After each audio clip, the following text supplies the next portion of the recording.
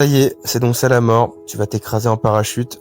C'est comme ça que ça se termine, et là c'est pas un exercice. Ça, c'est exactement ce que je me suis dit quand j'étais à 1000 mètres d'altitude, en pleine chute libre avec un parachute emmêlé qui ne s'ouvrait presque pas. J'ai perdu connaissance en plein ciel avant de m'écraser au sol. Mon autre souvenir, c'est toutes ces personnes autour de moi quand j'étais au sol, dont ma mère et mon meilleur pote, complètement abasourdis, qui m'ont vu inconscient, limite, mort. Je sentais plus mes jambes.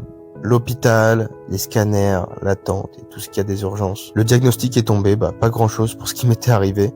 Quelques fractures bassin, fractures vertèbres lombaires, fractures côte, quelques contusions. Et on m'a dit 3 mois immobilisé, vous pourrez sûrement remarcher d'ici là avec de la kiné, beaucoup de rééduc et peut-être recourir plus tard, mais même pas la peine d'y penser pour l'instant. Moi, coach de running qui accompagne des centaines de coureurs, je vais devoir tout réapprendre, chaque pas, chaque mouvement. Mais tu sais ce qui est fascinant, c'est que cette épreuve va me donner une perspective que très peu de coachs ont. Je vais vivre exactement ce que traversent les débutants en course à pied. L'incertitude, la frustration, les petites victoires quotidiennes. Je ne serai plus ce coach qui parle uniquement de théorie et qui fait des gros chronos. Je serai celui qui comprend viscéralement les défis que tu affrontes quand ton corps résiste, quand la progression semble impossible et quand chaque foulée est un enfer. Cette reconstruction, ça va être mon laboratoire. Chaque exercice, chaque stratégie, chaque technique que j'utiliserai, je le documenterai pendant ma reconstruction. Parce que finalement, qu'on soit en reprise, en reconstruction après une blessure, ou simplement bloqué dans sa progression, nous partageons tous le même chemin, celui de la patience et de la persévérance. Alors abonne-toi pour suivre comment je vais renfiler un dossard dans les 12 prochains mois qui arrivent.